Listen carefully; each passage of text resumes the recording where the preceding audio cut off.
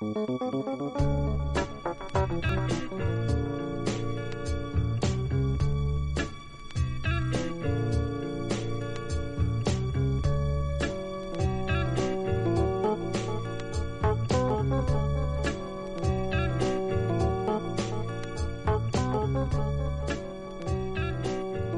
up, guys? This is episode 55. I am your host, Tucker Merrihew, and this is the Real Dealz podcast in the trenches video series.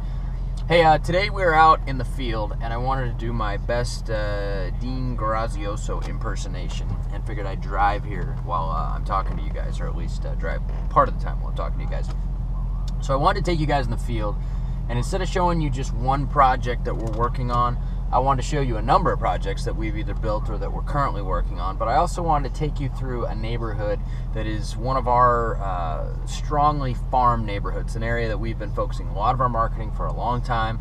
We've got a lot of projects in here, and I wanted to show you guys what infill redevelopment looks like and what a good potential driving for dollars lead looks like. And so since we're out in the field, we're in this neighborhood that's it's not really that small. It's probably like 20 to 30 square blocks, but there's a lot of older homes in here. There's a lot of smaller older homes, and it's now turned into a higher end neighborhood. So a lot of these smaller older homes, the highest and best use for them is to get knocked down, which is a lot of what we're doing in here. There's a few remodels going on, but a lot of just knocking down and building new. Now this particular neighborhood has a lot of history to it, but it's in Lake Oswego, and it's an area where a lot of the low-end labor back in the day used to live. So they had a lot of really small, cheaply built houses, which is why a lot of them are being knocked down now. So I want to take you guys through a drive here. I want to show you what we're working on, and I want to show you what other builders have bought and what they're working on, and kind of just show you what it looks like. So let's start driving. So first here, we'll come up with, we've got a house right here, and then we've got two houses ahead of it. The house right here is one that we were in contract to buy. The guy screwed us and decided to sell it to another builder after he'd already signed a contract with us and agreed to sell us the property. But he sold it to a builder for quite a bit more money, so I can't say that I totally blame him, but the builder that's buying it also filed a massive 8-figure bankruptcy in the last downturn. So go figure, the builder that filed the biggest bankruptcy in town is also paying too much for lots now. Coincidence? I don't know. Let you guys decide. So then we move over here, and we've got two houses here. We've got this house, and then we've got the house over there. We got Shane jumping over the stuff here. What's up, Shane? And then, so this house here, the first one, is where there used to be one house on this whole lot. And so where that house is sitting is approximately where the old house was. It was kind of a rundown, dilapidated mess of a house. And so what we decided to do was knock down the house and then actually build two. Now we got lucky, let this car go by because it's real loud. We got lucky in the fact that the lot was already split. We didn't have to go through the partitioning process, but what the previous owners had done is combine the property tax bill to one. So it looked like one lot, but really all I had to do was just submit a letter to the property tax department to give each lot its own tax ID number again, and boom, we were done. So we could clear the lots and start building. So now we've got one house here, and then we got one house there. We'll roll around the bend here and show you guys. See if I can cut this car off while we're driving. And as you can see, this is the second house here. There's kind of a hedge that wraps all the way around. We kept the hedge to add a little privacy in here. We'll hang a left here so you guys can see the front of the house. As you can see, we've got protective fencing up. We're kind of finishing, we're starting our landscaping today. They're doing the walkway up to the front. And you can see their house looks real nice. And as we kind of come around here, I'll pull over. You can see back up there is kind of where the driveways are. Dan can see that. You can see the approach. We just poured the driveways today, so that's both driveways for both houses. So that's a project that we got for a pretty good price. We started buying that bigger lot back when not a whole lot of builders were buying in here, so we got a really good deal compared to what people are paying for lots now. So we'll keep moving along here, and I'll just kind of show you what else is going on in this neighborhood. So straight ahead here, we've got two more houses that are being built. Now these people actually ended up selling the property to another builder, and that builder is now building two houses, basically the same type of lot. It was a double lot, same as ours. But the people that were selling this, they wanted too much money. We told them no. They found another builder that told them yes, so they ended up getting what they wanted out of the deal. I think that we were offering a fair price, but there's a lot of builders that are kind of tripping over themselves to find inventory in this neighborhood right now, which is good for sellers, but for us, we have to be careful not to get caught up in that and overpay for stuff. Now, straight ahead here to the right, we've got a house. This is where we're doing our townhome project. As you guys can see, I did a previous video podcast episode here, the last one, I think, and so you can see we're going to put 2 townhomes there over the course of the next few months. And then next to it here, we've actually got an apartment complex too. It's an apartment complex that we're actually trying to talk to the owners about trying to buy, so that we can potentially do a condo conversion. Maybe. We'll see. And so then we'll head back over to, let's go up here, because this is a good, show you guys what's going on. So as we head up here, you can see straight ahead to the right, we've got a lot of these small little houses. I'll roll this window down for you. It really illustrates, see, that's a rundown looking little house, bad roof, funky. They're all like under 1,000 square feet. You can see this one here next to it. I mean, they're definitely no prize, right? But these homes that we're building, we're selling them for over $1 million. So you've got a strange dynamic. Now here's one that's been kept up over here. It looks a little bit nicer. That's one that would stay. Nobody'd ever knock that one down. But then you got over here to the right, here is a recent knockdown that a builder had already knocked the house down, and they're getting ready to pour foundation. And so you can see, there's a lot of infill going on, in the area. So let's hang a left up here, and I'll drive you up to some more stuff that's going on.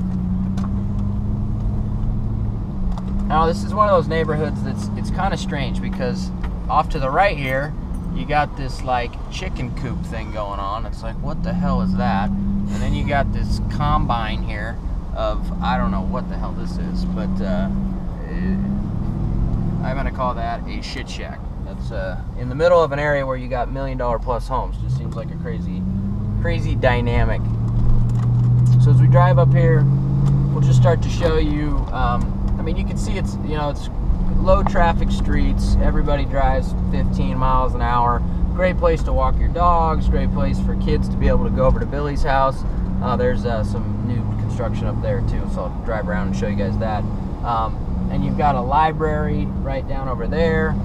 And so there's a lot of reasons why this neighborhood has taken off. Plus, it's right in the middle of downtown Lake Oswego, which makes it a great place to, everybody wants to live in downtown. And it's not downtown Portland, but it's downtown Lake Oswego. So we'll kind of cruise around here real quick. You've got, so here's a little place that's pending. This one went on the market. We actually talked to this guy too, but it's a smaller lot. So most of the lots in here are about between 5,000 and 6,000 square feet that we build on. This one's only 3,800 square feet. So it's a smaller lot. It's pending. It's a little house. So I'm betting whoever's buying it is going to probably knock this down and build kind of a skinnier new house and probably try and sell it in the like $799 range is my guess. We'll see what happens, but that's my guess as to what's going to happen there. So we'll hang her right here. This woman has no idea where she's going. So we'll head this way now, and I'll show you guys a couple other new construction houses that went up within the last 6 months here. And this builder actually, this used to be one lot as well, and it had a smaller house on it. And as you can see now, they built 2 homes, and believe it or not, both of these homes sold for about $1.3 to $1.4 million. So pretty ridiculous number. Now, straight ahead over here, they're just clearing this lot out. It looks like they're going to knock down that house. They're going to clear it out. I think they paid a lot for that lot, and I don't think they can split it because it's kind of a funky pie-shaped lot. I remember looking at the plat when it came on the market just to see what's going on. And then off to the right over here, you got another new construction house. Not the first one, but the second one here that is already sold. It was on the market for about 7 days. That's a builder in our area that they're more of a conveyor belt builder. They build the same plan over and over and over again. I personally think our product is far superior. So does a lot of the market, but they're still selling their houses and they're making money in here. So let's head back up here, and I'll show you one of the other projects that we've got going on that I've taken you guys to. Alright guys, so we're back here. We're heading up over here. You can see people are walking their dogs. I mean, it's a great little neighborhood. Straight ahead here We've got a house to the right here. We've been trying to buy this house for a long time from the owner. He's you can tell it's a real beaut, real interesting looking place. And then off to the left here, we've got what is basically a double lot that they're digging out. Looks like they're putting a basement in it. Oh, this is Joni right here. What do you know? My wife. All right, we're back. So as you can see here, they dug it out way deep, and there's going to be 2 lots here. You can't tell very well because they got so much dirt they pulled out. They're putting a basement in, which is kind of rare for the houses in this neighborhood. Most houses don't have basements, which is why we build in here. But we looked at this house. The owner didn't like Chris because of when he was born. She's real into stars and astrology. Mm-hmm. It's astrology, I think. Anyway, he didn't fit into the years of people that she likes, so she didn't sell us the house, believe it or not. Next to that, there's another house over here that's building. We talked to that owner. He was kind of a schmuck, so we didn't end up buying that. These people here tried to sell us this place, which is right behind the house that we're building, but they wanted to sell it to us for like almost $100,000 more than what we paid for the lot next to it. So obviously we passed, but somebody else is buying it. So people are paying a ridiculous amount of money for lots in here right now. And then as we cruise up here, you can see this is the house that I took you guys through not too long ago. And we've got all the windows opened up right now because we were trying to get it warmer in the house because we're trying to texture and we didn't have gas. But now the gas is on, so we've got heat, so we can texture our drywall. So as you can kind of see here, there's a lot of new construction that's going on in this neighborhood. I'll roll up the window a little bit here so it's not so bright. You know, this neighborhood isn't alone. There's a lot of neighborhoods like this, you know, all over Portland and probably all over your guys' markets as well. So point is that you want to really get to know your markets well. You want to get to know your neighborhoods really well, and that way when you drive through them, you can see what the theme is. The theme in this neighborhood is much more new construction than remodeling. So if you're doing construction yourself, this would be a neighborhood where, you know, new construction makes a lot more sense than trying to add on to these old, really small, crappy houses. But if you're wholesaling, you know, you drive around, you can see all these construction sites, you can see who's buying and who's building.